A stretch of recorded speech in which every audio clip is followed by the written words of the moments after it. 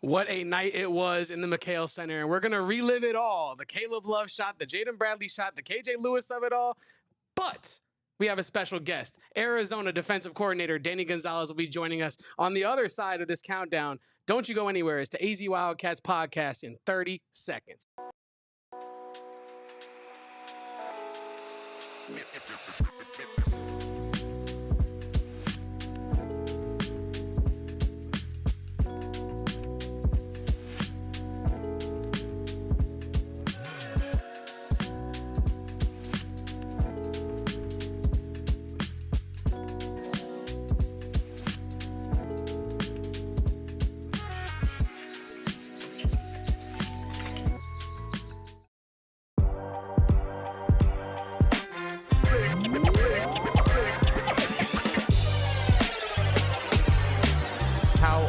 Reliving, Kevin, and Wildcats fans all around the world. I am Damon Fairall coming to you live from PHNX HQ on a fine Tuesday morning here, Kevin.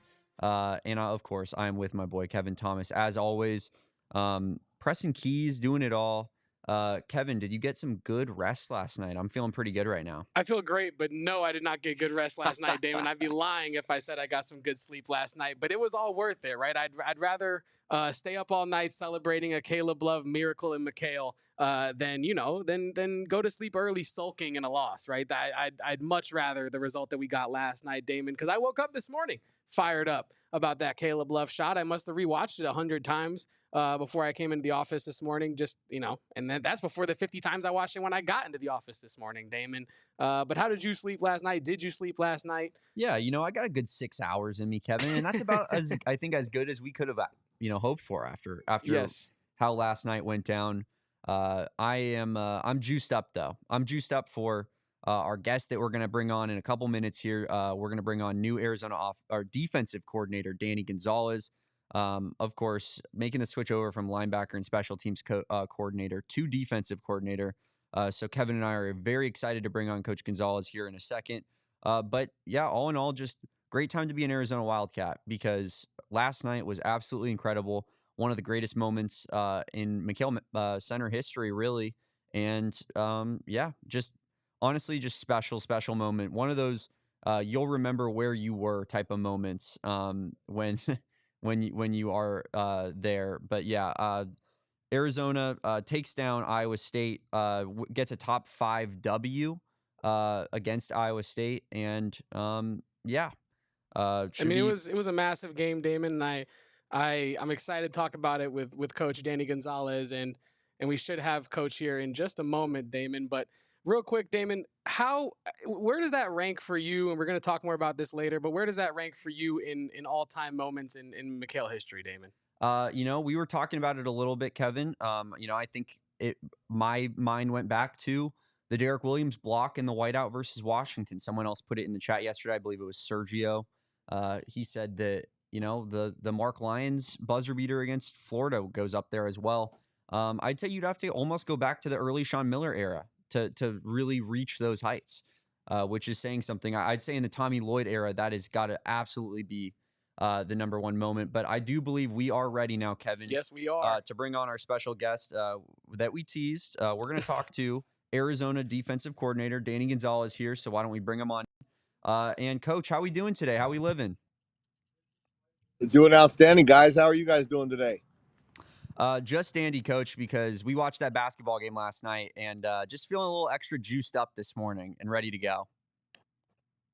How unreal was that last night? I mean, the Caleb Love coming through clutch. I mean, to start, what was he, 0 for 10 to start? And then hit that one and then catch fire in the overtime. I mean, what an exciting event. McKale lived up to it. I mean, don't ever count Coach Lloyd's boys out. I mean, that was an awesome event last night and a big-time win for the Wildcats. Yeah, now we just need to move some of that magic over to the gridiron, Coach, and really get it over on the football side of things. Real quick, I just need to ask you, as a defensive guy, how do you defend that last shot? What's Danny Gonzales' game plan against Caleb Love in that half court moment? Well, I mean, holy cow! I mean, all the stuff you see on Twitter today, maybe it was or wasn't the play that was called. It doesn't matter. It was executed and it went in. I mean, try and not let him shoot the ball. I mean, you're talking, should you foul him at that point on the court, no way. I mean, if it happens, it's fate, I guess, and then try and live it out in overtime. But you could tell from the huddle right there on TV, when that shot went in, the Wildcats are going to win. I mean, that was it.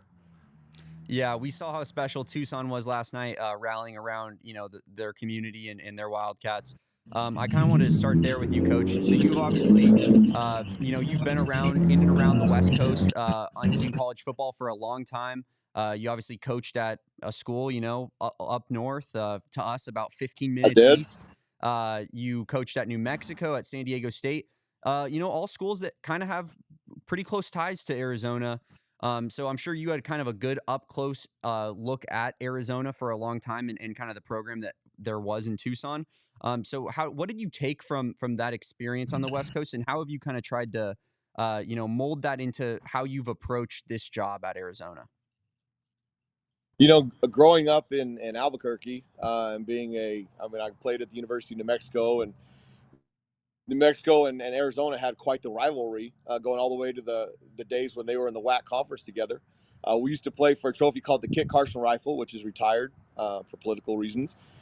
What a great opportunity I had growing up. I can remember being in 1988. I was 12 years old, and the Lobos took on number 1 ranked Arizona and Sean Elliott in the pit, and the Lobos came out on top. And Coach Lute Olson vowed to never go back to Albuquerque because now the home court advantage, whatever it was, whether the refs cheated them, whatever, they came up with that win. And as a little kid, I'm running around crazy at the pit, thinking that we just won the national championship. So I mean the rivalry and my opportunities to be around the University of Arizona have been unbelievable. Obviously, you mentioned it. I was at the other school. And when I was there, I talked about Prop 200 back in 1958 when they tried to keep when the University of Arizona tried to keep Arizona State College from becoming a university. And shoot, if we're any good next year, I'll wear a Prop 200 shirt before the game. You've got to be all in wherever you're at. And I'm at the University of Arizona in Tucson, and bear down. Let's see what we can do to compete for a Big 12 championship. If you want to be a good coach, you get good players. I'm in San Bernardino right now. You can see I got the San Bernardino Mountains right out there behind me. I stopped over at a little park so I could hop on with you guys for a minute.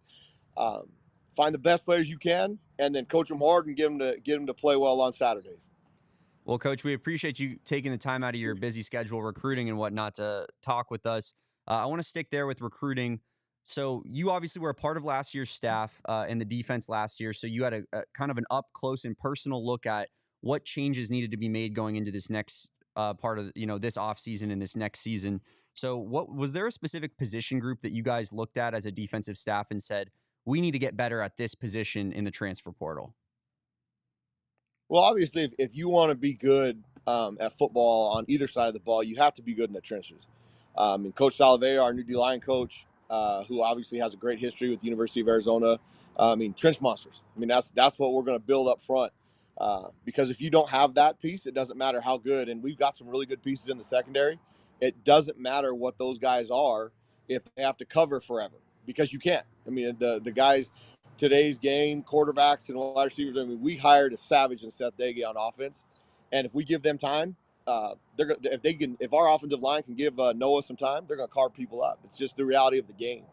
And so, obviously, starting there, we had some good players last year. We have some great players coming back. We've added quite a bit to that room, and then depth. We obviously didn't have enough depth last year to be successful. We had a bunch of ACL tears. We had 3 on defense that were critical starters between Traden Stukes, Gunnar Maldonado, and Jacob Manu. Our depth obviously wasn't good enough to overcome that. And then, we had, obviously at the linebacker spot when we lost Jacob Manu, I thought Tay Brown did a great job filling in, but we didn't feel there was enough depth there with experience that we moved Dalton Johnson from safety to linebacker to give us the best chance to be successful. Now, those 2 guys were the most productive statistic-wise, but we've got to keep Dalton Johnson at the boundary safety spot because that's where he flourishes and has an opportunity to move on from here and play at the next level at the safety spot. And we've got some pieces back there, so we brought in some linebackers to compete with the guys that we have on campus. And now it's a matter of how can we do stuff to give people a picture that pre-snap looks different than post-snap. And that's what I've been good at my entire career. I mean, make them guess. I talk about all the time. Offense creates pictures with their formations, and they'll tell you stories that if you pre-snap communicate, you can dissect those things, and that's the fun. That's the chess game that goes on between coaches. Where does coaching matter? Coaching matters when talent is equal, or if you don't have as much talent as your opponent. If you have significantly more talent, you're going to have the best chance to win. There's no doubt. In the Big 12, I think from top to bottom, there's no Oklahoma or Texas that has so much more than everybody else, or SC and UCLA that has the within 12 miles they have 2 million people. I mean that in the Big 12 doesn't exist. Everybody's the exact same. I think it's the best autonomous four conference, because from top to bottom, every single day, every single Saturday, any school can win. And the teams that were picked last year, the one up north and BYU, they finished at the top of our league. And so the idea now, hey, we've got to put the pieces out there, have enough depth so that we can get to a 12, 13, 14, 15, 16 game schedule and have a chance to compete at that level. If you don't have enough depth, you've got no chance. And so I thought we were aggressive in the transfer portal. They just started their first mandatory workout yesterday, and I can't wait to get back to be around our guys. It's going to be a whole lot of fun. We've got an opportunity to do something special. Now this is all coach talk. I mean, coaches can say whatever they want in January and February, March, and winners and beginners. Everybody loves winners and beginners. Okay, this is something new. I was the defensive coordinator last year, so all this stuff is fun and is exciting, and it means absolutely nothing. When it's going to mean something? I was on August 30th when we play Hawaii, and then the 6th when we play Weber State, and then when we play Kansas State on the 13th, and then get into conference play. That's when it matters. So what you guys do, I mean, this is outstanding. Having a podcast that talks about the Wildcats, talks about basketball, women's basketball, baseball, football. I mean, all the wonderful sports that we have on campus. We got a hockey team that's freaking kicking tail right now. All those things that you guys bring attention to, it is so beneficial. And all the negative talk about, the stuff that we had last year in football, you know what? That means people care. Keep the negative talk up. It doesn't matter. It's our job to change the narrative to be positive. And if people are talking about the negative talk, that means they care. And that's what you want, because when they care and you give them a 2023 season where you get 10 wins, look at what that produced. The expectation of 24, obviously we failed. It's our job to create 25 and be that again, so that all those people that are naysaying right now can jump back on and be excited. But don't stop talking. Doesn't matter what you say. Talk about the Wildcats, because we want you to care. Well, Coach, I love to hear everything that you said, and I have so many questions after all of what you had to say. But I guess I'll go in this direction, Coach. You spoke to last year being a failure, in your opinion, of the coaching staff. That seems like the opinion that most of the coaches hold, is that last year was not an acceptable result. What are some things that last year taught you as a coach that you are going to take into this year, and maybe help facilitate success for this year's defense specifically? Well, the biggest thing coming into last year was Coach Brennan got hired really late, so he'd missed the first portal window. A lot of the mid-year signees were already on campus from the previous class, and some of those guys actually ended up asking out of their grant and aid and moving on. And then the nucleus of the team that we kept together, obviously you had some talent, you had some elite talent, but we didn't have enough depth, as it showed throughout the season. So not having the opportunity to attack the portal that time, the spring portal, trying to maintain our current roster, I think there were some mistakes made in how we approach that, and learning from that. And you know what? We want guys that want to be on this football team for the right reason. We want guys that love playing football. And I think we have a bunch of guys together. We had a team meeting on Sunday night, 30 some new players with the core of the team that was back. There's some renewed energy, which is fun. I mean, it's exciting when there's optimism, and when you have hope, that generates and creates positive energy. And I know there's a lot of hope in our building right now, which is exciting. That does sound really exciting, Coach. And I love to hear that there's hope within the building, because that's one thing that as fans, like, you can never really tell, right? How big a lackluster season impacts the next season, right? But you talked a lot about finding players that want to play here and fit what we want to do, what you guys want to do, at Arizona. What are some qualities you look for when you're out there recruiting on the road? And what kind of player is a Danny Gonzales guy look like? And why is it Luke Weissong? Why is he the perfect guy? Well, continue to use the format because you are part of this. Everybody, I mean, you guys are both alum from the University of Arizona. It's a big deal, and using the term "we" means that we're in this collectively together. Danny Gonzales type guy. Well, I was a walk-on at the University of New Mexico. I had to prove that I belonged at this level. Does that mean that needs to be everybody's motto? No. I mean, if we get a bunch of guys like me, we're not going to be good enough, because I wasn't good enough at that moment to become that. We want great football players that have the same determination. Luke Wysong is a great football player that has that determination. He was recruited by one school, the University of New Mexico, and he went out there and proved over the previous 3 years what he is and who he is. And it afforded him opportunities when he got in the transfer portal. We had a connection. He saw what we're doing on offense. Coach Wade did a great job. Coach Daggy, we hired right after Luke decided. That's what's really neat about that deal right there. Luke was able to see our vision without Coach Daggy being on staff. And then Coach Daggy crushed it when he was hired in his first conversation with Luke. And so guys like that, guys that want to be a part of our program because they believe in what we're doing, is what we're looking for. You and Coach Daggy are kind of going back and forth, waxing poetic about one another. It kind of makes me wonder, like, who's going to be more right? I feel like we almost have a competition going between our offensive and defensive coordinator here to see who's going to be like the more successful in the 2025 season. It really is like a I love you, no, I love you more kind of situation. Yep. Well, I'll tell you what, if he can hang on to the ball in time of possession like he did last year at Marshall and score points like they did, and we're not on the field playing a whole lot of defense, I'll keep screaming and yelling and cheering them on and be his biggest fan, because if we're not on the field on defense, they're not scoring points and they're not gaining yards, and it's making me look good and the rest of our football team on our side of the ball. But what I really enjoy about Coach Daggy in our first month of working together, I can go in there as we get into the season, and we can bounce ideas off each other, like, oh, why are you doing this? If we give you this, what is this? And that is so valuable.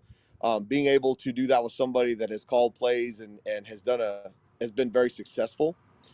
He's been in multiple systems. I mean, you hear all this about the air raid. His version of the air raid is winning football. And can you throw it 70 times and win? You can, if that's what you have to do on that Saturday. Do you have to run it 70 times to win the football game? That's what you have to do on Saturday. That's what he's willing to do, and that's what makes him special. I think on early in the week during the season, I can walk in there to Coach Daggy's office and say, hey, look, Seth, I don't think we're going to have a great time slowing them down this week. We better put some dang points on the board. Or here's where we can get to. Can we score 24? If we can hold them 23, because our job is to hold them to 1 point less. I mean, that's the goal in football. I mean, everybody talks about stats. Do you want total offense, total defense? I mean, being inside, you know what? There's one stat that matters, and it's us holding them to one less point instead of scoring one more point. So having those conversations and knowing exactly what we're up against going into the week is so much better than having to hold them to 3 to 6 points every single week, because in today's football, that's not realistic. But if we can hold people from anywhere to 17 to 22 points and be in the top 25 against the run on defense, we're going to be a dang good football team, and there's going to be a lot of people in Tucson happy. And if we're not good enough to do that, then you'll be talking to somebody else in the near future. But I have great belief in what we do. In anything in life that you have to be willing to bet on yourself. And I've been willing to bet on myself for the last 27 years, and it's where we're at. And that sounds arrogant, and it's not intended to be. It's a belief in what we do and how we do it. And statistically, we've been really good. And if you put the right players on the field, because if you don't have enough talent, it doesn't matter. You don't have to have the most talent. You have to have enough. And if we have enough, then it's our job to make that talent what it is. We love it, Coach, and we certainly hope that we're back here next year or even during the season talking to you still. Wanted to get you out here on a couple fun ones real quick. I heard you mention in one of your Beyond the Bios great stuff that Arizona Football's YouTube does, that you and Coach Brennan golfed against each other at Pacific Beach. I just kind of want to know who's the better golfer between you and Coach, and who won that round? Well, I will say this. So there's a coaches classic, a tournament every Memorial Day weekend at Pebble Beach, and Coach Brennan and the team that he brings. When I was at New Mexico and he was at San Jose State, Coach Brennan by far the the team camaraderie, the team outfits. He blows everybody away. Not even close. And I can send you some pictures so that you can post up on the podcast to show proof to that. Yes. But as far as if it goes shot for shot, I love to compete in anything that I do. Put me out on a golf course and I'll compete with anybody. I lucked out on one of those deals. I ended up getting a hole in one at Spyglass on the photography hole. And my wife, who, let me give some credit first, but just for 1 second, my wife, Sandra Gonzales, is an unbelievable coach's wife. I wouldn't have success in this business if it wasn't for her. We have 4 kids that 26, 24, 12, and 10, so we have a big gap. But they are all in wherever we are. And she is unbelievable. So she made me a shadow box of that hole in one. I've got the flag, the ball, the tee, everything. So if we're going to go one-on-one, I'll go one-on-one with anybody on our staff. We have some pretty good golfers on our staff between Chuck Cecil and Ricky Hundley, who's out there all the time. I mean, so it's all about competition. Put the ball down, give me a stick, and let's go at it. Sounds like Coach Brennan doesn't have a chance there, Coach. But yes, shout out. We want to take the time to shout out Sandra, and I want to stay on that topic as well, real quick, with your family. So I also heard in this Beyond the Bio that there's something that you guys do every Friday called Ice Cream Fridays. Just wanted to kind of say, me and Kevin, we also love Frost Gelato, and we're free on Friday. So if you ever want to just kind of extend the invite, Ice Cream Friday sounds like a pretty good time. So Ice Cream Friday has become a big tradition in our family. Usually during season, we have a little bit of time between the workouts and going to the hotel. Mm-hmm. The Frost on Campbell and Skyline, that's where our spot is. Okay, it is every Friday they do a tremendous job. One, they're big Wildcat fans, and they offered to put some Wildcat things together, which is phenomenal. But we can take our dog over there. We can sit out there in La Encantada, and the girls every Friday morning. Now we have to adjust it sometimes on Thursdays if I'm out of town recruiting or whatever, or move it around so that we can get there. I actually am really depressed that I missed last week's because I was out of town on the road recruiting, and then we had some recruits in. So my little ones, they let me know about it when we miss, and my wife rubs it in because she's amazing and she got to be the one to take them. But Frost on Skyline and Campbell, 4:30 on a Friday, right after school's out. Let's do this.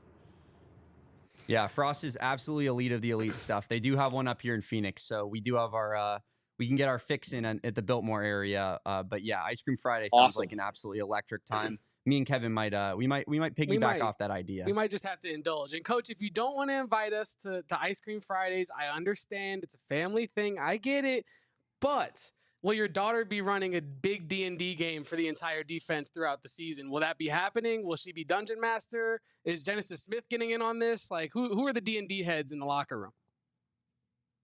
So it's so funny because D&D is such an old game. And my second son, Jake, that's where this thing originated from. And then my daughter, who's been in a D&D for the last 4 years now, I think it is. So Fridays, the D&D is kind of screwing up our Ice Cream Friday too, by the way, because she has D&D till 5:45 on Friday. So we either have to go earlier or we've adjusted it to Thursday. She has right now. They're in different campaigns and doing their thing. I ask her every Friday, like, did we battle? Because last year she was in a dungeon D&D where they battled every week, and they had this dominant team and our dungeon master, whatever it was. So they haven't battled yet. So I'm getting a little bit antsy. Like, come on now, step up your game, get these campaigns ready to go, and let's go do something. It seems like you're antsy to compete in general, Coach, and I love that. Yep. Just a coach at heart, a coach's coach. It seems like a coach's family as well. We've got a ping pong table at the house. We've got a pool table that's ping pong table that you slap on top of it. My wife was really good at ping pong growing up, so it took me a while. Now I can run the house. My sons are pretty good. My oldest son's really good at pool. Second son's really good at ping pong. So there's always a competition. You know, we were at Culinary Dropout the other day for a recruiting event, and they have that little ring where you snatch it on the hook. So my daughter, she's getting really good at it. So she took some pictures of it because she wants to build that at the house now, so she can try and whoop Pop's tail at that. So everything is about winning and losing and competing. And that's who we are. That fires us up, Coach. Thank you so much for taking the time to speak with us today. It means the world to us. And, good luck on the recruiting trails out there in San Bernardino. We hope to talk to you again sometime soon. Hey, whatever you guys need, and you said you may want to invite the family. Wildcat football is all about family, and you guys, alumni, you guys being a part of our thing, you're a part of our family. I mean, doesn't matter, talk good or bad. I mean, families fight all the time, but when you have ultimate success, everybody in the family talks about it, and then they're the first ones to stand up. So that's what we're thriving for. So whether it's Thursday or Friday at Frost on Campbell Skyline at 3:30, sorry, not 4:30, 3:30. Or we have to wait till 6 o'clock on Fridays after the D&D, and hopefully she's battling and winning. But just keep it coming. And thank you for all you guys do for Wildcat Sports, because up in that area, in the Phoenix area, we need to continue to make our footprint up there. It's an easy drive back and forth. There's a ton of Wildcats up in the Phoenix area, which makes it even more fun against the other schools. So, thank you. Thank you guys for what you do. Thank you for broadcasting. I think President Trump wanted an election because of social media and all those things. So you guys do a phenomenal thing for us. Okay. I appreciate it. We're very thankful. Bear down. Thank you, Coach. Thank we you, appreciate Coach. you. It's a dream come true for us. And you have a good one. We'll catch you next time. That was Coach Danny Gonzales, giving us his time and really, what a nice guy. That was a awesome. Nice guy, Kevin. We're going to talk more about our takeaways, obviously, here after a quick break. But my biggest takeaway, Damon, obviously, was this coaching staff is passionate, man. This is a coaching staff that wants to curate a familial vibe in that locker room, a vibe of just working hard and trying to outwork the other teams every week, right, Damon? And I think the passion comes through, whether it's Seth Dagey or Danny Gonzales. Win, lose, or draw, this Arizona staff cares about this football team's performance. And last year was unacceptable across the board, it seems, right? And that is the biggest thing. That's the biggest takeaway from me, is that they're working to make it right. I'm actually on the same page as you. My biggest takeaway was just how much and how willing this coaching staff is to put their hands up after last season and say, hey, guys, this was not good enough, like flat out, simply put. They're taking a bunch of accountability for that. I think there are times with college coaches, just because of, I think, the egos involved that some of these guys have, and that's natural in this business, that, there's a little bit more animosity or defensiveness, I would say, from a season like that. Yeah. And, Brent Brennan, Danny Gonzales, like all the people that were on last year's staff, all they're saying is last year was a failure. It wasn't good enough. And we're doing everything in our power to flip the script next season. And as a Wildcat fan, I mean, that's got to fire you up a little bit. It does. And you brought up the idea that there's not like it doesn't seem like there's any infighting or competition to, get a job over someone else on the staff, right? This is, rising tides raise all ships, right, Damon? And I feel like that's kind of the mentality of this Arizona coaching staff. Seth Dagey said it when we spoke to him. Coaching is a political profession, right? Coaching is a profession where who do you know and when did you know them and what did you do for them, right? It looks like Brent Brennan is trying to, to cut that off at the knees and just say, no, like, I want you here because I respect the work you do and I want you to be a part of the success that I hope to have, me being Brent Brennan, obviously, at Arizona. And Damon, Danny Gonzales is a passionate guy, and I can't wait to see what the defense looks like because he seems excited about it. Yeah. It's going to be fun to watch. That's for sure. Like, I think that's the one thing you can't say. It'll be interesting, right? It's not going to be boring. What was the phrase he said? It was success in beginnings. The idea that if you're established, that's fun, and if you're looking at new faces, that's fun too, because you don't know it's an unknown, right? I'm sorry that I'm forgetting exactly what he said because it was wise, but the idea is there, right? This is a fun time for Arizona fans, not because of the result on the field, but because of the potential of next season. All the new names that are entering the lineup, Damon. So yeah, I'm excited. We're going to talk more about that Danny Gonzales interview and as well as Caleb Love's miracle shot at McKale Center to send it to OT last night and take down number 3 Iowa State. We're going to do that right after this break on the AZ Wildcats podcast. Damon almost said post-game, and that is because last night was such a crazy experience. And I was getting hot and sweaty watching Caleb Love last night. That's a fact, Damon. And I could have used some Mando. I could have used this 72-hour odor control whole body deodorant. And Damon, you're like, whole body? Because Kevin was stanking. Stanking. You know what I mean? But where can you put this on your body? It says whole body, Damon. Let me tell you, you can put it on your neck rolls. You can put it on your belly. You can put it under your belly if you got some of that. You can put it in your butt. You can put it in your crack. You can put it in your balls. You can put it in your pits. Literally the entire human body, as long as it doesn't go inside the human body, Damon. Mando has it for you. He's saying don't eat it. I'm definitely saying don't eat Mando. It's whole body deodorant, safe to use anywhere on your body. Created by a doctor who saw firsthand how normal BO was being misdiagnosed and mistreated because, sometimes you just need Mando. You don't need a doctor, you just need Mando. Mando starter pack, perfect for new customers. It comes with a solid stick deodorant, cream tube deodorant, 2 free products of your choice, and free shipping. So use code PHNX at shopmando.com. That's SHOPMANDO.com. Please support our show and tell them that Kevin and Damon sent you to, up your personal hygiene game a little bit. I put on my Mando deodorant this morning, actually, Kevin. But that one was specifically made for the underarms. They got all types of stuff over at Mando. I'll tell you what, another place I want to talk about, and that's Carol Royce's team. They're a real estate team that has been owned and operated by 3 generations of Valley residents, I guess is the word for it, for 3 generations, Kevin. I've talked about it as well in my own life. I'm a 3rd generation Arizonan. That's pretty rare, man. You don't see that. This is a newer state. Like, it is. There's not too many 3 generation Arizonans out there. Carol, one of them. I'm one of them. That's why I trust Carol Royce and her team. When it comes to my home buying and selling needs, they've sold over 12,000 homes across the Valley. So Carol knows the Arizona real estate market better than anybody. And she's going to give you that nice familial approach to home buying and home selling that you love. So if you're making a guaranteed one with Carol Royce, your home sold for 100% of market value, or Carol will pay the difference. That's right, guys. She'll pay the difference. That's wild. That's so wild. It doesn't get better than that in the home buying business. And if you're considering selling your home in 2025, the name to trust is Carol Royce. Your home sold, guaranteed realty. Have questions? Call today or visit Carol online at carolroyceteam.com. That's carolroyceteam.com. Well, Kevin, we already kind of talked about our biggest takeaways, and I think for both of us, it was kind of just the humility of the staff and the lack of ego that, the 2025 season seems to kind of be all about, right? But I really do think maybe the most important part of that was Ice Cream Friday. We got an invite. My mind keeps going back to Ice Cream Friday. I can't stop thinking about Ice Cream Friday.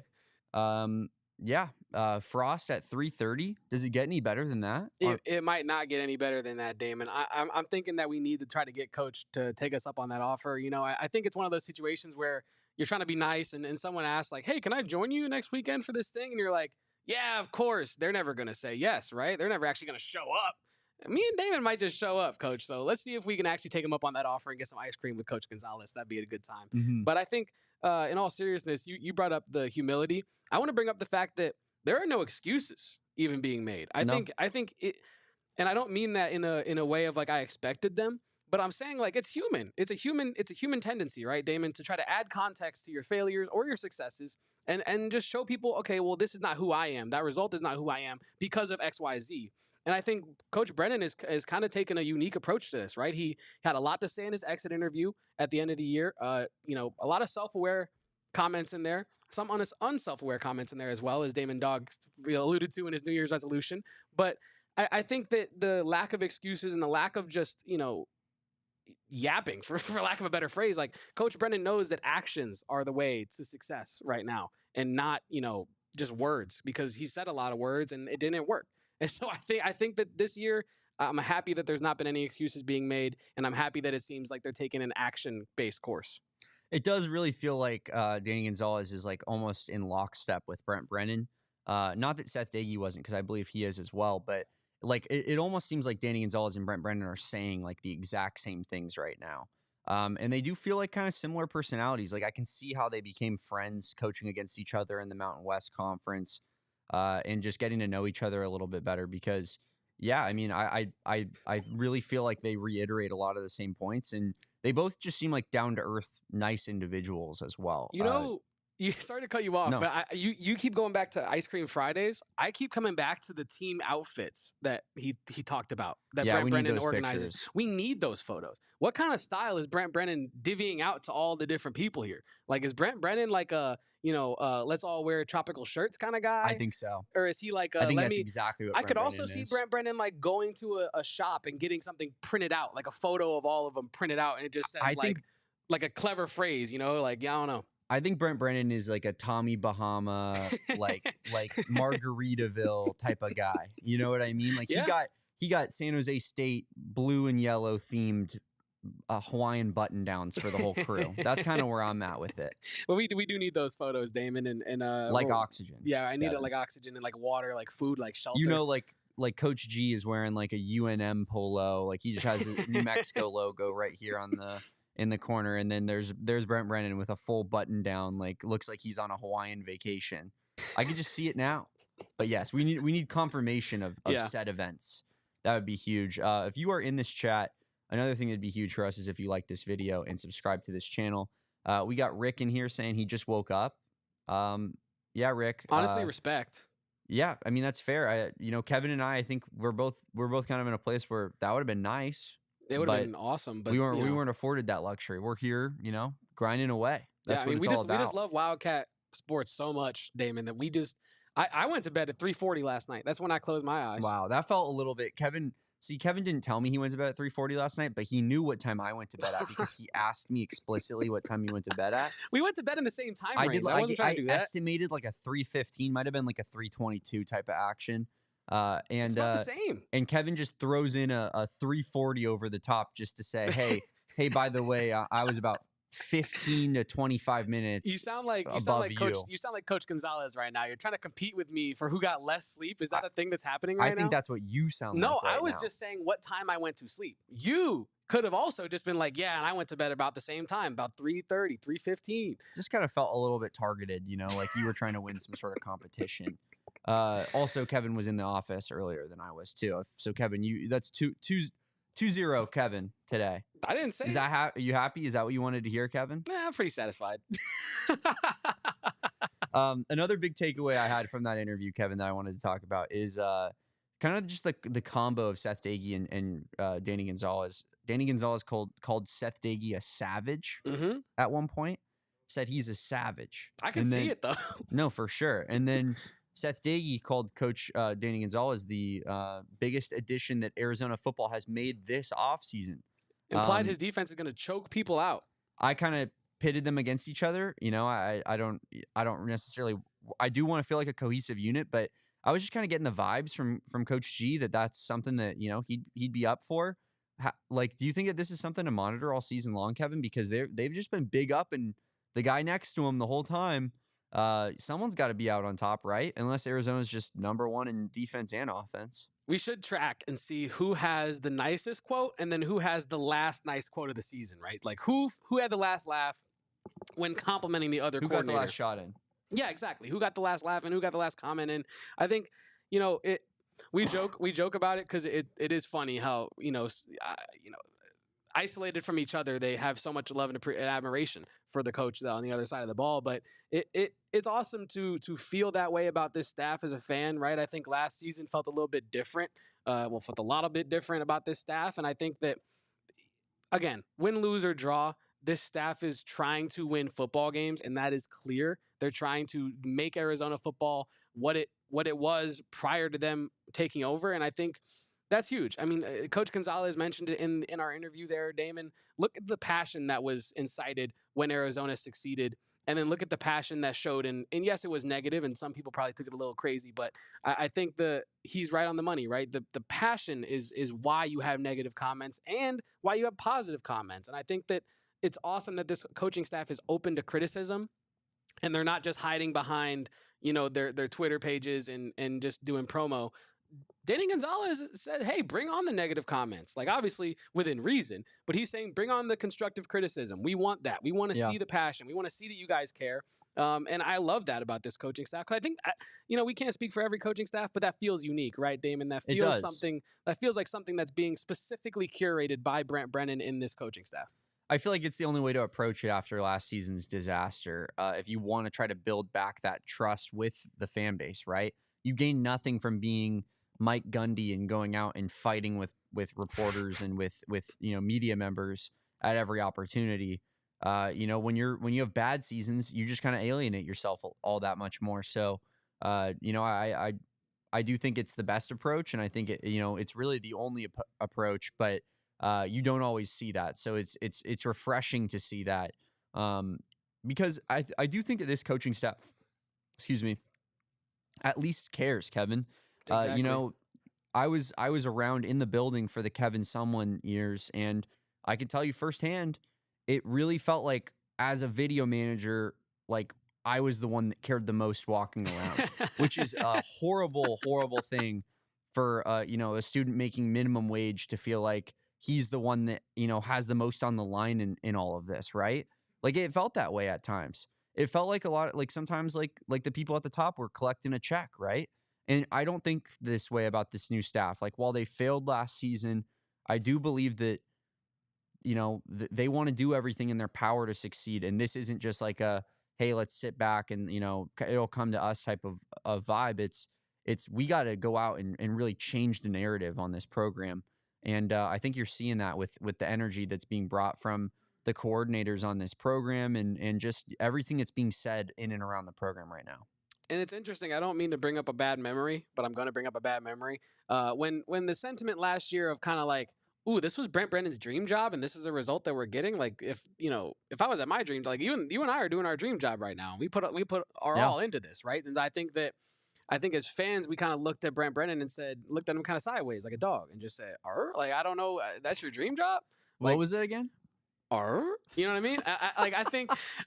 But I think this is the product that Brent Brennan initially, I think maybe was trying to do. But because you come in so late, you do have to do a lot of word service, a lot of talking, right? A lot of trying to show or trying to tell and not show because you don't have the time to. You do.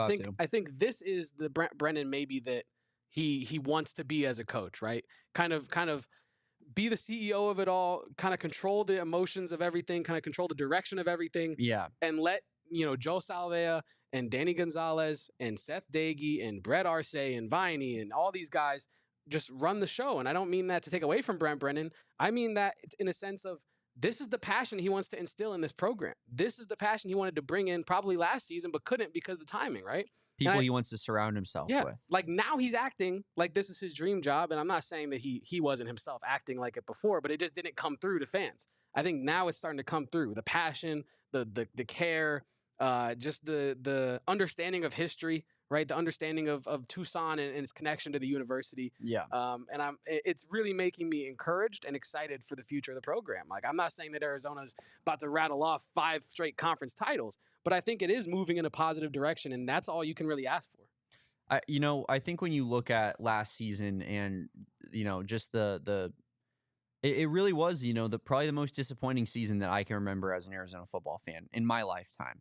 So, stretching back pretty much through all the 2000s on, I really do feel that this was the most disappointing season last season. And, it is disheartening, but, I agree with you, Kevin. Like this Brent Brennan, I feel like the approach is a little bit different. I feel like it was kind of maybe looking back on it, it could be the kick in the butt that this program needed. Like, I know that, that'll never replace the pain of watching T-Max last season and end with 4 wins. And like, obviously, that's probably the most talented player Arizona's going to see for a really long time. So you want to take advantage of those type of players, right? But maybe this isn't such a bad thing overall. Maybe it could be a positive in a trampoline of sorts for this team. Like you got to jump down to get up, right? And I don't know, maybe that could be just a very overtly positive way of looking at it. But I'm just kind of sitting here thinking to myself, like,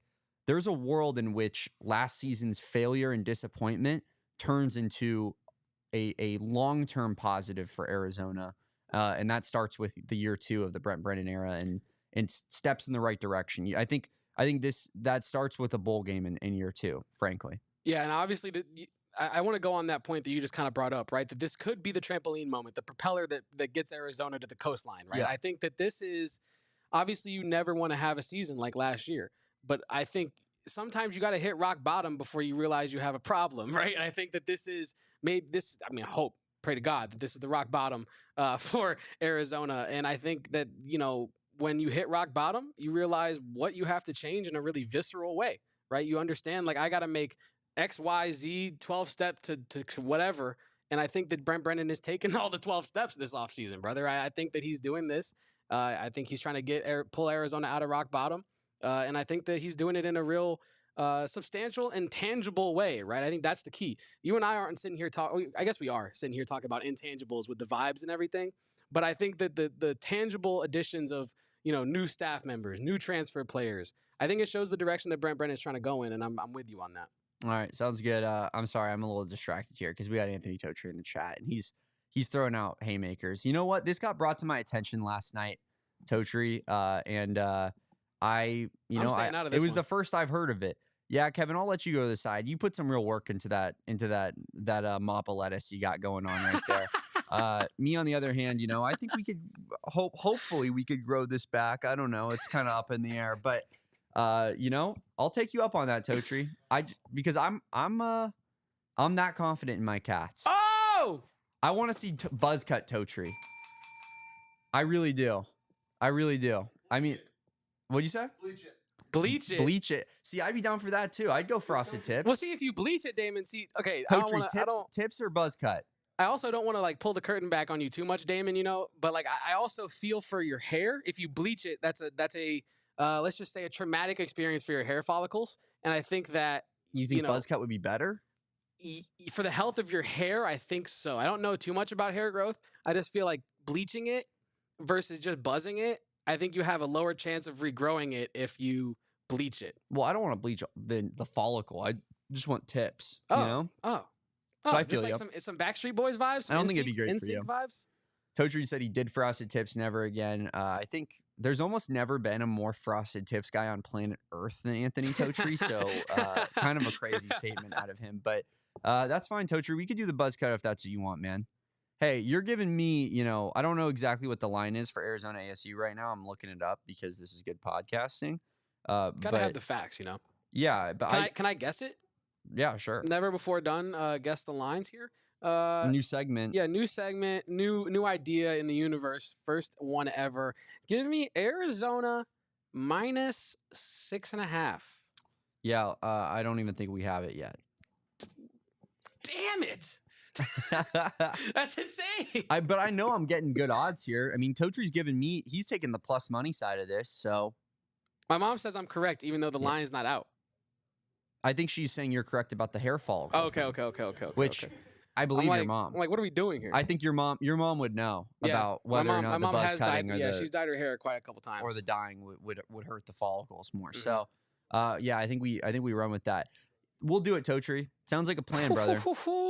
Mark it. Everybody mark it. That would be tough. We might have to just amendment to this little rule here. I will be going to Super Bowl on Monday morning. I don't know if I want the buzz cut for that. You're not going to have to buzz your hair. That's the point. It might. No, I won't. You're right. But I might have to, if Arizona does indeed lose, which will not happen, I will have to do it after I get back from Super Bowl because I'm going to be on camera for Super Bowl. And I'm sorry, but I'm not doing that. Kevin is absolutely not cutting off his hair. Kevin will never cut his hair. I will eventually, probably. It'll probably get too long and heavy to do that. So I need to do that eventually. But I don't know. If can I throw my hat in the ring just to feel special? Like you just want to get in on this bet? I'm an only child. I feel like I got to do something. Maybe you and Eric should do a separate side bet. Well, see, I was gonna say like if Arizona or you and Kyle. I was not even gonna bet with one of them. I was just gonna say like if Arizona does this, I will do that. No, I think Totri's right. You and Eric need another side bet. It's me versus Totri, you versus Eric. And it's up to you guys to figure that out. All right, well, me and Eric have PHNX Puffs on Thursday night after McKale Madness. So if you would like to help us. Sounds like a good brainstorming session. Yeah, if you would like to help us figure out what this bet should be, tap in, become a diehard, join us for McKale Madness, and then join us for PHNX Puffs. Get some of that cult rolling. Yeah, and get the brain just gears moving. Yeah, get all the truly this thoughts out of there. But yeah, Damon, I'm excited for you and Totri's bet. I can't wait to see Totri without hair. Or is he dying it? Final Four and Kevin shaves his head. I've never loved anything more. No. I was going to say, like, if Arizona wins the Big 12, I'll, like, dye, like, 2 of my dreads, like, blue and then 1 red, and I'll do, like, a twist, and it'll be like a barbershop situation. So that sounds like that's just kind of what you want to do.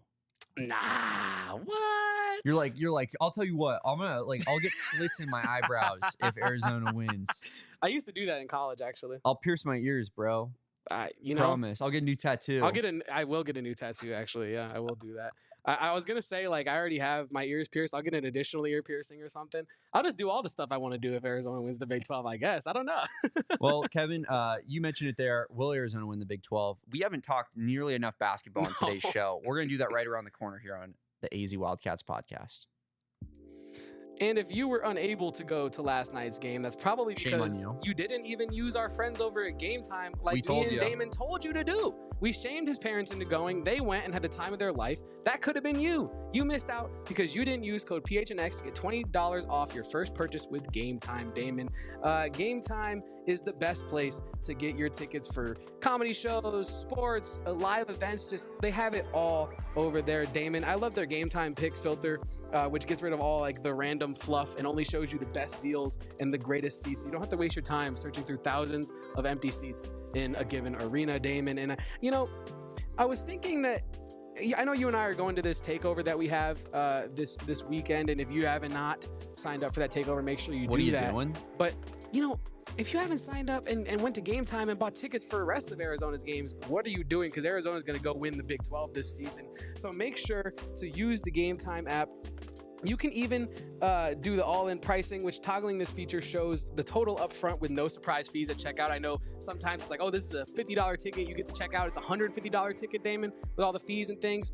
None of that with Game Time. So take the guesswork out of buying tickets with Game Time. Download the Game Time app, create an account, and use code PHNX for $20 off your first purchase. Terms apply. Again, create an account and redeem code PHNX for $20 off. Download Game Time today. Last minute tickets, lowest price guaranteed. Time is it, Kevin? Game Time. Game Time, the best place to save money on your tickets, the best place to make money, and I'm all about making money, Kevin, is at Gila River Resorts and Casinos. Money. They have a chance to win $5.9 million right now at Gila River. $5.9 million, Kevin. More than 5.8. It is more than 5.8. Yeah, I mean, I couldn't even imagine what I would do with $5.9. Oh, you know me. I've already spent it before I even had it. I know what I'm doing with 5.9. Yeah, I probably do know what you are doing with your 5.9. But for the big game, you can score more than just touchdowns. And when they say the big game, you know what I'm talking about. We're giving you a chance to win $5.9 million with our friends over at Gila River Resorts and Casinos on the free prop play from January 27th to February 8th. Visit GilaPropPlay.com and answer 26 questions about the big game for your shot at the grand prize. It's free to play and enter. Instant wins. You score instant prizes of $5 to $100 in free bonus play. And then there's a $5.9 million grand prize, as I mentioned. Answer all 26 questions correctly, and you win that $5.9 million jackpot. You do you at Gila River Resorts and Casinos. Visit playatgila.com for more details, or check out the link in the description below. We love our friends over at Gila. I love Wild Horse Pass. Make sure you guys check that out. I might try to check that out. Kevin, does it get any better than a free 5.9 milli in your bank account? I mean, maybe like a free 7 milli? I mean, we're just talking about increasing the numbers at that point, right? But I think nothing is better than free money, right? Yeah, I don't know about that. I think 5.9 might be the pinnacle. I'll tell you what the pinnacle of this basketball season was, Kevin. What was the pinnacle, Damon? Caleb Love's half-court buzzer beater against Iowa State last night. PHNX Suns was doing a post-game show. Kevin and I, we were trying to kind of control ourselves a little bit, but that was hard to do, Kevin. We were freaking out, running around, chest bumping. Yes. I mean, you've never seen two dudes just loving life like me and Kevin last night. Caleb Love, where does that rank in terms of like your favorite shots of your favorite basketball team that you've ever witnessed? And I don't just mean U of A. I know you're a big Celtics fan, you know. You've seen a lot of big playoff moments, obviously. Is that one of the best basketball moments of your life, Kevin? Definitely is one of the best basketball moments of my life, Damon. I was actually trying to think about this on my drive over here today in terms of like, you know, I was kind of not poking fun, but I was surprised, right? That Caleb Love said, this is the greatest moment of my life. And then I was thinking about it this morning and I was like, is this the greatest moment of my sports life? And I was like, no, I've seen some titles, I've seen some championships, things like that. But I think like as far as one-off games, it's got to be up there. In terms of just moments and a shot specifically for basketball, it might be number one for me, Damon. I think this is it was just the roller coaster of it all, and what made it so special was that it perfectly encapsulated the player, right? I think that if Anthony Delorso hit that shot, you and I are still going insane, and we're still talking about it today, and we're going to talk about it for years, right? But I think that because it was Caleb Love, because he was like, I think 1 for 10 before that shot went in, and then because he hit 2 of the biggest threes of the game after he hit the half-court heave, I think it made it feel so much more satisfying and a real conclusion. And I think that I'm happy for Caleb Love, the basketball player, that he has that moment because he deserves that moment after everything that he's gone through this season, the ups and downs of his shot and everything. We've been talking about it on this show ad nauseum. But yeah, I think that might be number one, Damon. It might be up there with the Jason Tatum dunk over LeBron in the Eastern Conference Finals. Yeah, I personally think that this one is much better. That Caleb Love 3, unbelievable. You mentioned it, like perfect encapsulation of him as a basketball player. I think he was. Coach Gonzales said 0 for 10. I believe he was maybe 1 for 10. Yeah, he was 1 for 10. He was 0 for 7, 1 for 8, 1 for 10, and then he made 2 in overtime. You might as well be 0 for 10 at that point. Facts. And then he hits that. Just wild roller coaster of emotions. Kevin hand in his lap. Me watching like this, and all of a sudden, just the craziest, most impractical shot in Arizona basketball history goes in. And it just honestly, like watching it back, was there ever a doubt? That was kind of my reaction. That was one of those shots where it looks good immediately. Yeah, I was just about to say it's one of those shots where you're watching it, and I feel like most half-court shots are like, that's not going in. And I think this one, even from when it left his hands, you're looking at it like, hold on, that one could, and then you're freaking out. And I think you said it before the ball even left his hands. ADO inbounds it, and Damon just goes, "Please, Caleb Love." Please, Caleb Love. No one else on this team really has a chance of hitting that shot. Apparently they all do, because apparently they practice it, and apparently Tommy Lloyd's the best. So apparently get Tommy Lloyd out there, and we just need to be running like when the Warriors were at their peak, and people were just saying we need a 4-person entourage around Steph Curry, and he can just huck threes the whole game. Can we just get Tommy Lloyd some eligibility? Have him just shoot half-court heaves with everyone just screening around him? Yeah, Tommy drawing up plays for himself. He'd probably cook. He'd probably give himself the easiest looks you've ever seen in your entire life. Definitely easier than the look he gave Jaden Bradley. I cannot believe that can't be the look that he actually drew up. No, I'm segueing to talk about the shot because I actually need an answer on that. That cannot be the look I want to know what Iowa State threw at them to force that shot and what he actually wanted to happen, because a Jaden Bradley off balance, one-legged sidestepping 3 from the hash cannot be the shot. Right? That cannot be the one that they were looking for. And so you and I, after that shot, I thought it was all over. I'm not going to even lie. I was one of the Arizona fans that was after that shot, I was like, damn, me and Damon are going to have to do a post game about an Arizona loss, and like Damon said, I was feeling dejected, half in the fetal position in our nice recliner here. And I just, Caleb Love injected me with 1,000 endorphins. And I think I'm still living off that for I'm going to live off that for 3 weeks, probably. I'm never going to be depressed ever again. If we have any availability between now and the next game, I need Erica or Cohen, our guy Cohen, by the way. Give him a follow. I have his @ here, at Cohen Kinney, at CoenKinney, because Cohen wouldn't put it in the chat last night, even though I was specifically asking for it. He's just so selfless. That felt like what do you think was going on there? I think he was just so fired up about the Caleb Love shot that I know, but I think he knew that this is not about me. This is about Caleb in this moment. I was like, Cohen, drop your @ in the chat. People were begging for it, and then, here's Cohen comment. being like, throwing in like a bear down. No, he threw in a Caleb Love quote in the chat. And you were like, brother, I just asked you for your @ Just a selfless man. Yes. Cohen Kinney. Give him a follow. He's helping us out at the availabilities, filming press availability. Doing us a bunch of favors there and helping Erica and Kevin's life out immensely. So shout out Cohen. But yeah, if there is availability, I would love to know what that look on that out of timeout was, Kevin, because frankly, it was absolutely atrocious. And I Like, wish I had there's watched just it no back. way, bro. I wish I had watched it back before our show so I could really remember it, because I watched it back this morning, but now it's been a couple hours, and I wish I could see it fresh, because to my memory he dribbled it for probably about 4 or 5 seconds, right? And then he was took trying a to KD style, like Yeah. fadeaway three to the side, Mhm. and you're just sitting there like, what are we doing? Probably the 4th or 5th best 3-point shooter on the floor in that moment. Yeah. Like, Yeah, I don't know what the look was supposed to be, but that was not it.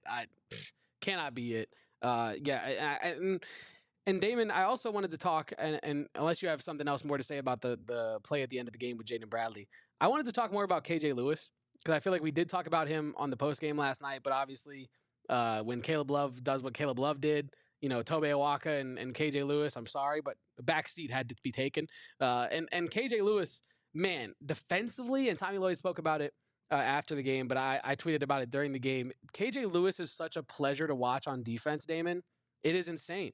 Like the fight he has to get over and under screens. Yep. He does not allow himself to be stuck on those screens. He was all over Curtis Jones, made him look bad, straight up. Made Curtis Jones look bad when Curtis Jones is not bad. He's a very good basketball player. Arguably their best player. Yes, arguably not only their most improved, but their best player. 1 of from 11 last for season. Curtis Jones in Yes. last night's game.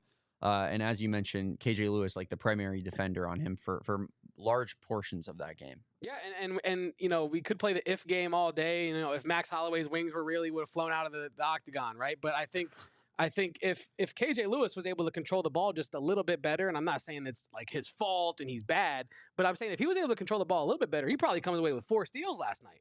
If a ball bounces a certain way or doesn't go off his leg and he slides out of bounds, like we're talking about KJ Lewis having another 3+ steal night with how many assists did he have? 6. Like KJ Lewis is one of Arizona's best players, undeniably. And last night was this KJ Lewis showcase in his own special way, and I loved watching it. It was awesome. Yeah, it was awesome. If you're watching with our streaming partners, head on over to gophnx.com. We're rounding out our coverage here of last night's Caleb Love shot, as well as our interview in segment 1 with Arizona Defensive Coordinator Danny Gonzales. Make sure you guys check that out if you're just tuning in. Leave a like on this video. Subscribe to this channel.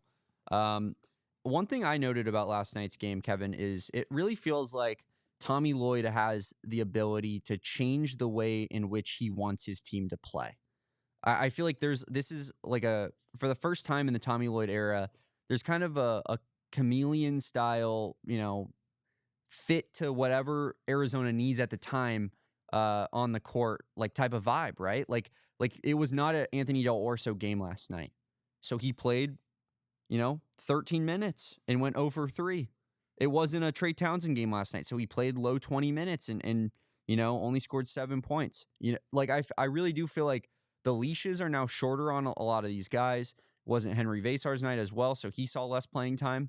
But then when they do have it, like against Colorado, it's a deli game, He gets a majority of the shots. Like, I feel like this team can adapt for the first time in Tommy Lloyd's tenure here.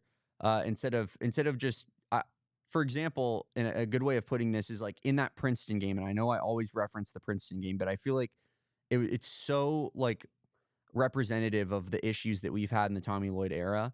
The crux of that team, the way that team wanted to play was throw it down low to Tabellis and Ballo and let them, score, like post points in the paint, post ups. Like that was kind of the way in which that they were going about their offense.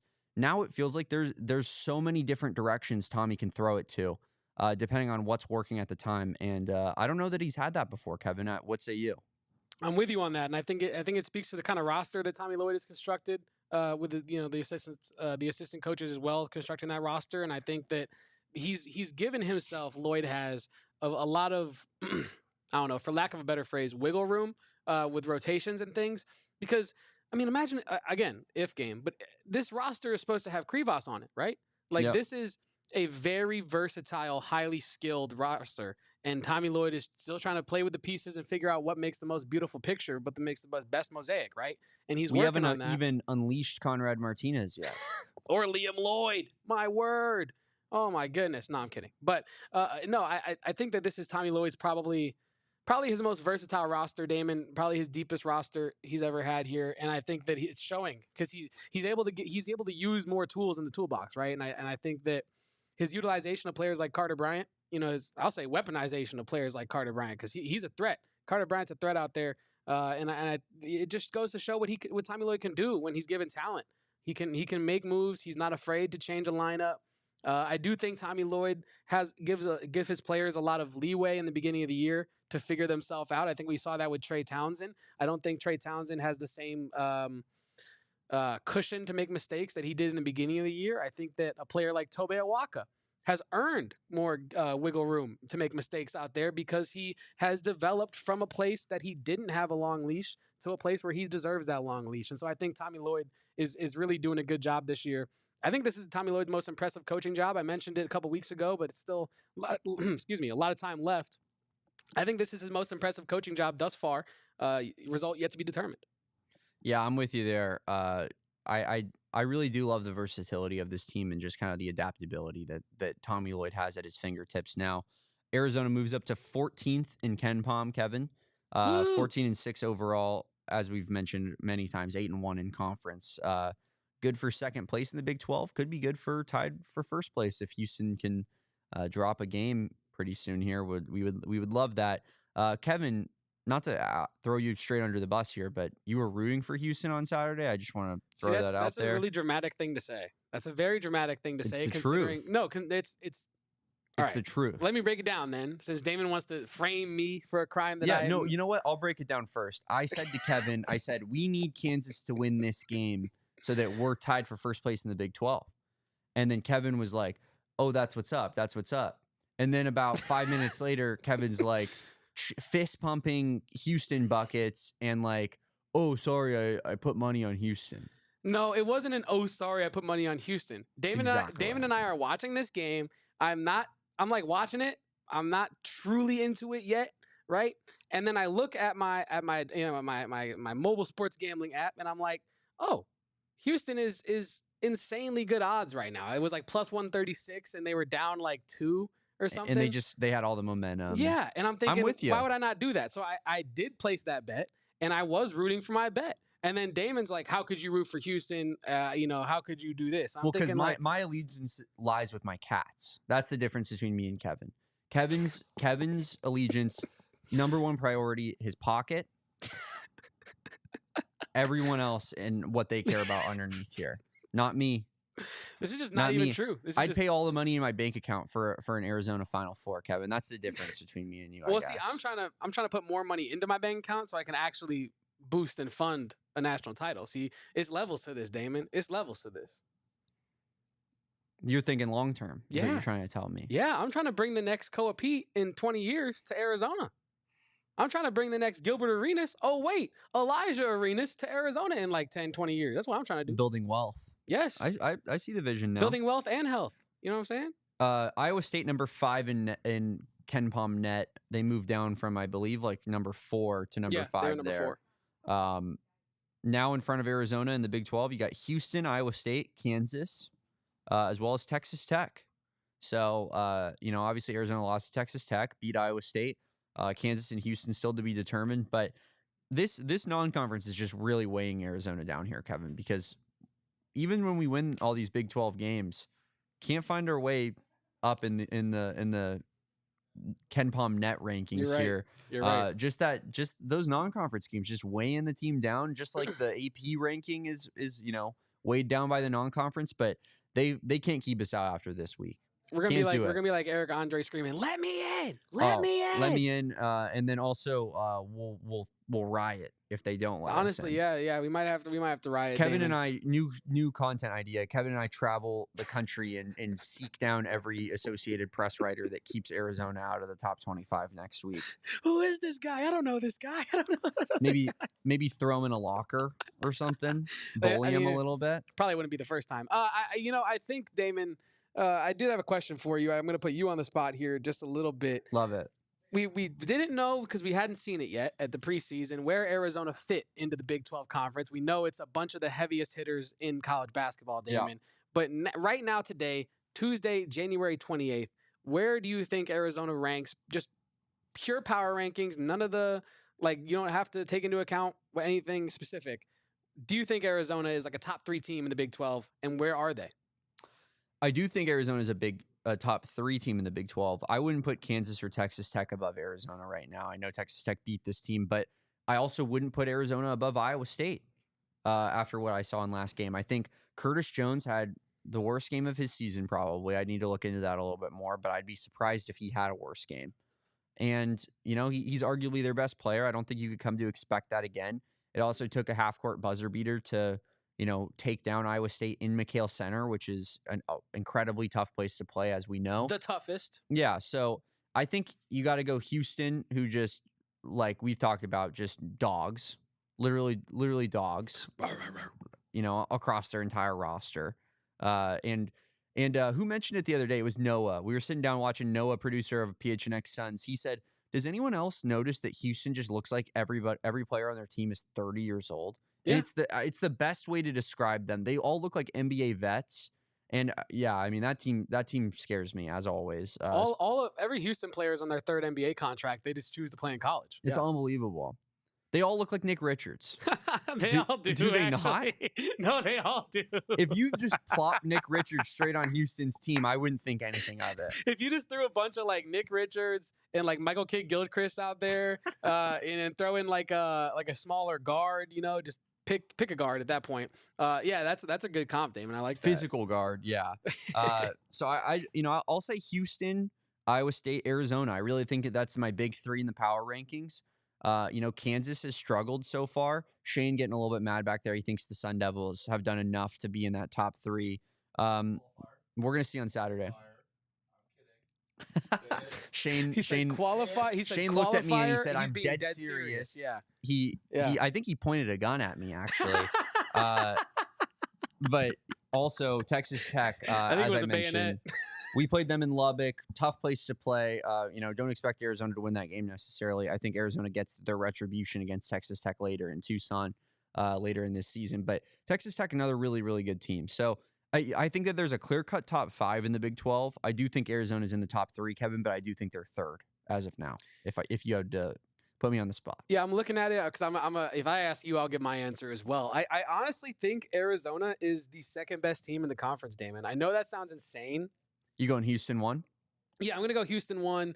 Just the Kelvin Sampson effect. That's the brand of basketball they play is going to be really difficult to play no matter who you are, who you got in your squad. Yeah. Does not matter. They're going to come with it every night for sure. I think Arizona, I'm not just saying this because they won last night. I think Arizona can beat Iowa State again. And that to me is enough evidence to where I can confidently say that I can rank them higher. If I think they're going to beat them twice in the same season, I think that they're better. And Texas Tech, I think you and I agree on that. That's a good basketball team, but I think Arizona is a better basketball team. And like I said, we're taking like pure results out of it. We're just saying talent-wise, potential-wise, what is the best team right now? I know this is weird, but I think Kansas is maybe. Really, I think Kansas is closer to Arizona than you think, Damon. They've struggled, man. They have struggled. They've struggled against a lot of teams, Damon. But I just feel like I know that when Arizona plays Kansas, it's going to be Hunter Dickinson just hate fest the whole time, and it's going to be him being so annoying the whole time, and maybe a Kansas W. It does sound annoying because of it, and I don't want to see that. But I do think Kansas is probably the what'd you have them as, Damon? I think I had them 5th. I think I have them 4th. So I don't have them much higher than you, but I do have them higher than you. So I go Houston, Arizona, Iowa State as the top 3 with Kansas. And then I'm going to go, Texas Tech. Yeah, I mean, that 5th spot is kind of up for grabs, don't you think, a little bit, or no? I think I'd put Tech. Okay.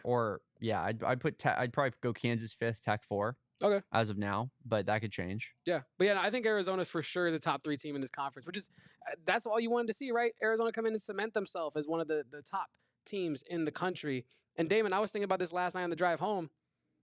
The bigger picture of being in the Big 12 is that this is the path for Arizona to become a true blue blood. This is the way. Because that's such a long-term play, though. It is. No, but hear me out, though. You got to win another national championship, I think, to be a blue blood. There are a lot of things that need to happen for Arizona to become a cemented blue blood. But my point here is, though, that being in the Big 12 is a much faster route than being in the current state of what the Pac-12 would have been, right? I think the way that Arizona dominated the Pac-12, the way that people received that dominance, the way that fans talked about it, meant nothing. Exactly. But if Arizona can be a player in the Big 12 year in, year out, compete for national titles, maybe even win 2 of them over like X amount of years, right? That's the path to becoming a blue blood for Arizona. And that's what I'm most excited about now that I'm thinking about it in all the Big 12, because this is the way for Arizona to do what we all think that they can as a program. Yeah, we talk about that ad nauseum, just that the competition in the Big 12 should breed the best out of Arizona and just get them playing at their ceiling late in the season rather than at the beginning of the season like we've been used to seeing in being in the Pac-12. Just rolling through Kansas's schedule here real quick. They lost to Creighton by 13. Creighton's a good team this year, but 13-point loss is never good. They beat Duke. That was a good win. That was a home game though, so should be winning that game. Beat a really overrated North Carolina team by 3 early in the season. Lost to West Virginia at home without Tucker DeVries. Got blown out by Iowa State. Lost by 27 points there, Kevin, or 17. I can't count, but that's still a blowout loss. And then choked away that Houston game. Yeah, we watched it live. Yeah. That was the choke of all chokes. I'm with you. I just think that Kansas is not playing good basketball right now. But they are somewhat in a similar spot where, you kind of look at them and you think, Hunter Dickinson, you're in your 12th year of college basketball.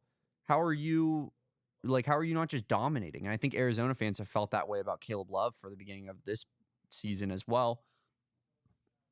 Hopefully Caleb Love kind of figured it out in this last game against Iowa State. Shout out to everybody in the chat for being here, Kevin. It was a banger of a show. It really was. Shout out to Danny Gonzales. Shout out Danny Gonzales. Shout out to Caleb Love, friend of the program. Danny Gonzales. We need Caleb Love to be one of the friends of the program. One day. I mean, it's gonna happen. We're working on that. It's gonna happen. There's no way that we pitch, to someone, hey, can we get Caleb Love on the pod? One of the hosts is from St. Louis. There's no way he says no. Yeah, honestly, just put me off screen for that one, Kevin. You can, we'll make 2 scenes. You can Caleb and Kevin can just talk about St. Louis for 15 minutes. I'll just sit here and prep for segments 2 and 3, and we can just call that the Caleb Love interview. Sound good? I mean, hey, I'm not gonna say no. When I was watching you in high school, I remember one game when you were playing with Big Josh down low, and you're just throwing oops to him, and he's just Commander boom, just dropping the boom every day. What's your favorite St. Louis underground spot to go grab some What was grub? it like playing for Coach Justin Tatum, the father of Jason Tatum? What was that like? Did he actually? Yeah, no. Jason Tatum's father is, I don't think he still coaches because his son is a multi-hundred millionaire. But I think that until a couple years ago, Justin Tatum was the head coach of CBC, Christian Brothers College, high school prep in St. Louis. So love it. Yeah, Caleb Love played for him. There are a bunch of good players that played for him. This just proves my point even more. We're just going to maybe mute my mic, and we'll just let Caleb and Kevin talk St. Louis for a good 15 minutes. Eric, you just walked in. Oh, yeah, Eric. Me and Totri have now agreed to our bet that you put on the table last night. Whoever wins, the loser of Saturday's game versus ASU is getting a buzz cut between me and Totri. There have been some rumors swirling. People are talking about you and Kevin now making a bet to kind of round out this 2v2 here. No, you can't say no to that. I can. No, you can't say no I'm to done that. making bets. I'm done. I have to do a 24-hour live stream. Eric, I'm done making bets. Eric, but you're making a bet with me, Eric. That was absolutely a bet. No, what's the bet? I don't know. I said that you and I were going to be on PHNX Puffs, become a diehard, check in on Thursday. Okay. And then you and I are going to brainstorm some ways that we can have some friendly competition. I don't even know what it is yet. We could talk about it. We're going to talk We'll have about exploratory conversations. We're going to find. My people will talk to his people, and we'll come to an agreement. We're going to land on something. That's a fact. There will be a bet. Okay. We just need to figure out what the bet is and what the circumstances of the bet are. All right. We'll talk about it later. Yeah. Well, they're confirmed bet, Eric and Kevin. Confirmed going to be Eric punishment for sure. Yes. You know what that sounded like, Kevin? The sound of a man who has zero confidence in his collegiate athletic department. Facts. You hate to see that. You do. In their own house. Yikes. Ugh. On Saturday is going to be even worse. McKale North? Oh my gosh. Hang out with us on Saturday at our takeover that we're going to have at McKale North. We're going to have a pregame party over at Postino. It's going to be a great time. I will be there. Kevin will be there. Erica will be there, as well as other PHNX people, as long as the nasty, gross Sun Devil crew that smells bad and no one wants to be friends with. But yeah, we're going to do a post-game show as well for that February 1st game. But come hang out with us during the game. Come take over Desert Financial Arena with our crew. Going to be a good time. Like this video if you haven't already, Kevin. Subscribe to this channel. Follow at Kevo Posts. That's KVOPOSTS. That's me. Kevin got a good tweet out this morning about walking into PHNX HQ today. That was pretty solid. We got Shamar Moore walking through the door. Yeah, put a smile on my face. Follow me at Damon Dog. That's DAWG on Twitter. And of course, follow our beat account at PHNX_Wildcats. Jam-packed, action-packed show today. We had a great time in doing it, Kevin, and we will be back here tomorrow at noon for another edition of the AZ Wildcats podcast. Until then, peace and bear down. Go Cats. We all silly like the mayor.